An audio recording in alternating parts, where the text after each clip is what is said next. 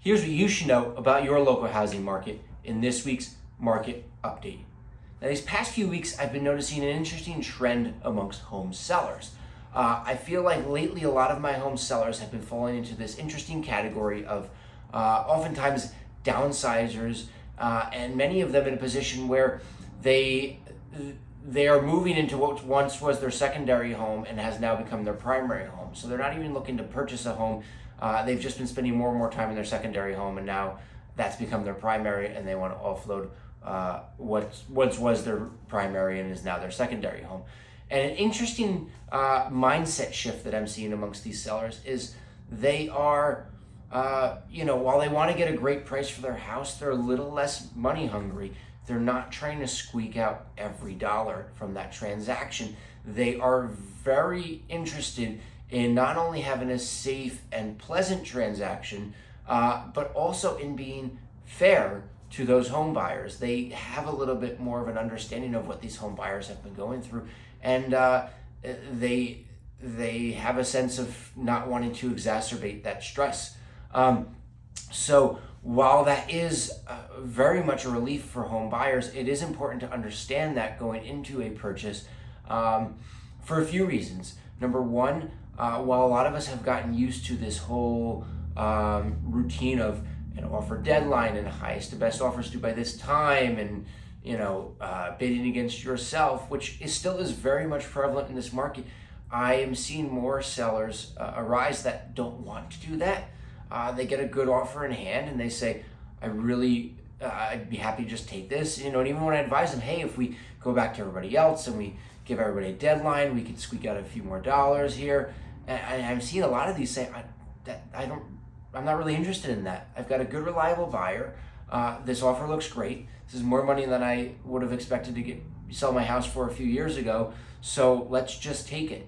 So what does this teach you as a home buyer? In my opinion, two main things. Number one, come up with a strong offer right off the bat. Don't assume that there's going to be a second round, that they're going to come back and ask for everybody's highest and best offers. And also don't wait to make your offer. Some people like to wait for that deadline, see if they can squeak out every last piece of information, insider information. I'm seeing this backfire for some people. So a lot of these sellers are saying, you know what, these people came in with a strong offer, let's just take it. And I'll say, listen, there's 5 other people that say they're interested in making an offer. What about them? No, this person made an offer. So while I wouldn't guarantee that and wouldn't expect that on most homes, approach it with the understanding that very well could happen. So if you're interested in a house, make that offer quickly and make it a quick and strong offer, and that really could work to your advantage. I've seen a lot of buyers that don't have the highest offers that make their offer quickly, get their first foot in the door, make it strong, and really exemplify that they are interested in not playing games and making this smooth and easy for that seller. Another reason that should be understood from a home buyer standpoint is in the way that you conduct yourself and the way that you act. You, throughout that process, are setting the tone of how a transaction would be with you. So I've even seen cases where, we've got a lot of offers and a seller has gone with an offer that is not the highest because the highest offer has done certain things that, might be conceived as a little dishonest, a little bit underhanded, a little bit of trying to game the system, whether it be being a little pushy, giving some insider information, or pushing for some insider information that they don't really have readily access to and shouldn't. So I've seen sellers lately go with offers that are not the highest because the highest offer has shown some signs of being somewhat dishonest or difficult, and you've had other offers that are not quite the highest but show that they're serious, they really want the house, they're not going to play games, they put their best foot forward right off the bat, they're respectful of the seller's home and their time and their emotions. And I've seen that go a long way, especially lately. So keep that in mind if you're buying a house, as I'm seeing this trend grow.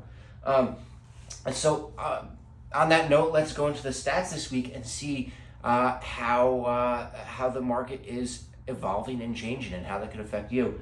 So this past week, we saw 15 homes come on the market. 4 of those were in town, 11 of those were in township.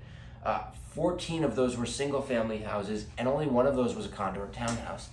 So once again, we saw another week of a strong number of new inventory hitting the market, which is really promising for this great imbalance we've been seeing, and hopefully signs of a healthier market.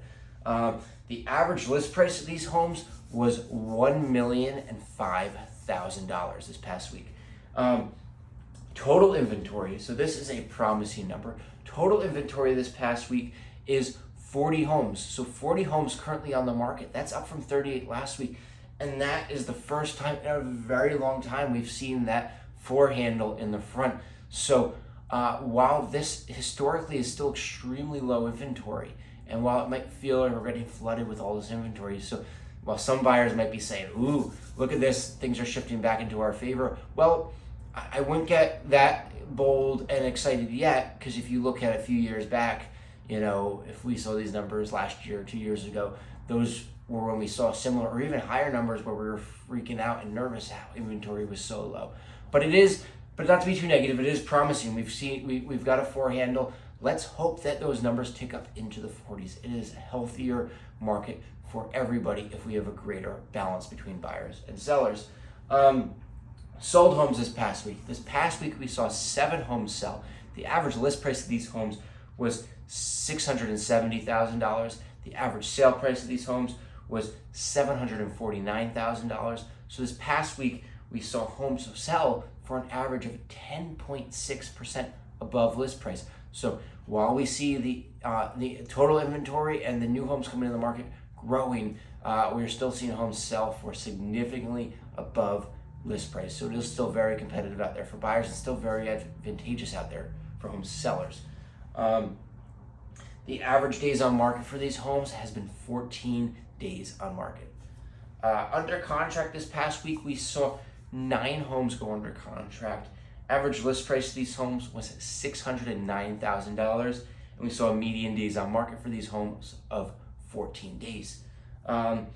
So we are seeing some changes. While I don't think anything drastic has happened, I do think we are seeing some signs that change is coming. Now, that change is not going to be in the realm of interest rates. While a lot of us were looking forward to maybe the end of this year seeing rates dip down to the low 6s, high 5s, we've received word from the Fed that while nothing, as you can see, nothing is guaranteed and nothing stays the same, they're now predicting it's more like low 6s by the end of 2025. So that horizon of rates around 6% has been pushed back further.